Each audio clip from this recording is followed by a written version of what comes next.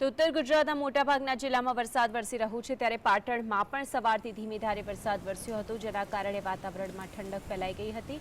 વરસાદ વરસતા ખેડૂતોએ હાશકારો અનુભવ્યો છે અને તેઓને પાક બળી જવા કે બિયારણને લગતા આર્થિક નુકસાનથી તેઓ બચી શક્યા છે।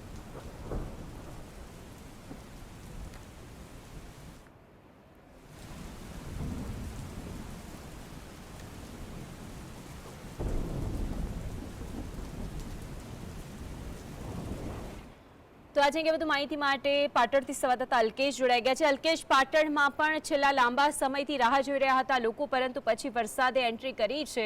અત્યારે ત્યાંથી શું વિગતો છે, ત્યાંનો શું માહોલ છે?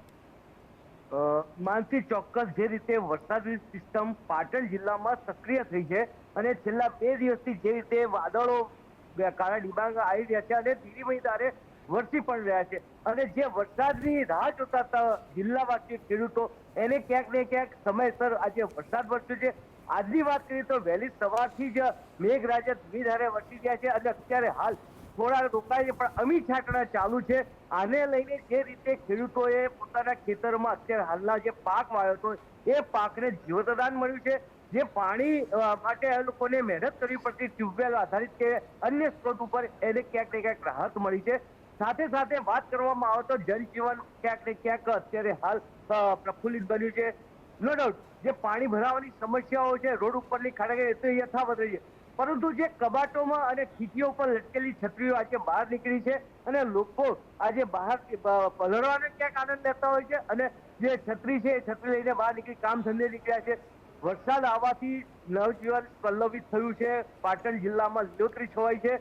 બીજી બાજુ જો જે ખરીફ પાક હતો, જે ચોમાસું આધારિત પાક હતો, એને 100% પાણી મળી રહ્યું છે। નહીતર જે છેલ્લા અઠવાડિયાથી ચિંતા હતી, અમુક જગ્યાએ જે પાકની કુપળો બહાર હતી, એને સમયસર પાણી જોઈએ ચોમાસું વરસાદી આધારિત ખેતીનું, એ આજે મળી રહ્યું છે। એટલે ખેડૂતની ભાષામાં કહીએ તો જે આકાશમાંથી કાચું સોનું વરસાદ રૂપી જે ખેડૂતોને મળ્યું છે, એને લઈને ખેડૂતોમાં થોડોક હાશકારો થયો છે અને હવે આવનારો સમય અત્યારે આજના પછી હજુ 2 દિવસ જે રીતે વરસાદ વરસ્યા પછી જો વરાપ નીકળે તો ચોક્કસ જે પાક છે એ પાકને સારામાં સારો એવો નીકળી શકે એવું છે। અને હજુ તો હવે થોડુંક ઓગસ્ટ મહિનો આવે છે, એટલે ઓગસ્ટમાં શ્રાવણના જે સરવરિયા થશે એ આ ખેડૂતોમાં જે ખેતરોમાં વાયેલા મૂલ્ય થોડો એને પણ ક્યાંક ફાળો મળશે તો ચોક્કસ જે ખેડૂતોને નુકસાનીનું આશંકા હતી એમાં ક્યાંક આંશિક રાહત થઈ છે। જી માનસી, અસહ્ય બફારો અને ઉકળાટ પછી જ્યારે મેઘરાજા એન્ટ્રી કરી છે, ત્યારે પાટણવાસીઓમાં ખુશીનો માહોલ તો છવાયો છે।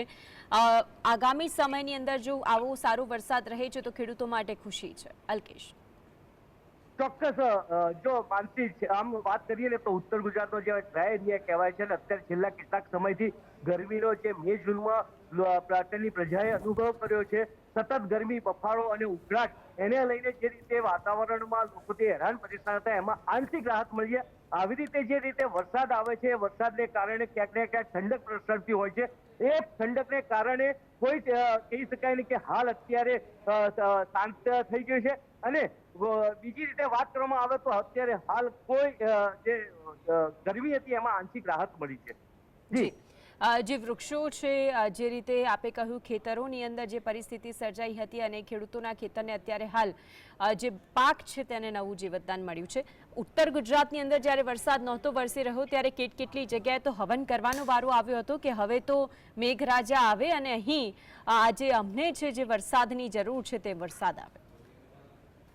ચોક્કસ માનસી, જે મેઘરાજાને મનાવવા માટે ક્યાંક ને ક્યાંક હવનો થતા પર્જન્ય હવનની વાત હોય છે, જે પર્જન્ય હવનમાં જે મોટા તપેલામાં બેસીને દેવો શાસ્ત્રોક્ત મંત્રોચ્ચાર વિધિથી પણ વરસાદને બનાવવામાં, મેઘરાજાને મનાવવા માટે યજ્ઞ કરતા હોય છે। અને આ બધી તમામ જે હકીકતો છે, જે અપેક્ષાઓ હતી, એને અપેક્ષાઓને અંતે આજે જે રીતે વરસાદ વરસ્યો છે એને લઈને ખરેખર રાહત થઈ ગઈ છે। અને આવનારો સમય આ રીતે જો ધીરે ધીરે ભલે 1-2 દિવસ ઓછા ધીમી ધારે આવે, પણ ચોક્કસ ખેડૂતો માટે અને જે વરસાદી પાણીનો સંગ્રહ થશે એના માટે પણ ક્યાંક ને ક્યાંક લાભ મળી રહેશે।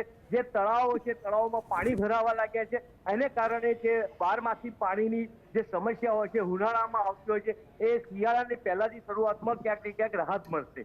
કે કેટલી જગ્યાએ અલ્કેશ એ પણ વસ્તુ સામે આવી હતી કે જ્યારે વરસાદી માહોલ નહોતો દક્ષિણ અને સૌરાષ્ટ્રની અંદર તો જે રીતે વરસાદ વરસ્યો કે લોકોના આખા ખેતરો છે તે ધોવાઈ ગયા છે અને તેના કારણે તેમને નુકસાની વેઠવાનો વારો આવ્યો. બીજી તરફ ઉત્તર ગુજરાત જે કોરું ધાકોર હતું હવે મેઘો મહેરબાન થયું છે ત્યારે તેને લઈને આપનું શું કહેવું છે? ચોક્કસ માનસી, જે વિરોધાભાસી ચિત્ર ઉપસ્યું હતું ગુજરાતની અંદર, એક બાજુ પૂર પ્રલય હતો, જળબંબાકારની સ્થિતિ, મેઘ મહેરની સાથે જે કહેર હતું, ત્યારે બીજી બાજુ રહ્યા ગયા એવા ઉત્તર ગુજરાતમાં ક્યાંક ને ક્યાંક મેઘરાજા વરસવાનું નામ નતા લેતા. એને લઈને સૌ કોઈ ચિંતિત હતા. ખેડૂતોએ માત્ર કુદરતી સ્ત્રોત ઉપર અત્યારે ચોમાસાની ખેતીને આધાર રાખીને જે રીતે પોતે મહેનત કરતા હતા એ મહેનતને લઈને એ લોકોએ જે વાયુ હતું માર્કેટમાં ખેતરોમાં, એ ખેતરોની અંદર હાલ અત્યારે એને સારામાં સારો એવો ફાયદો થયો છે.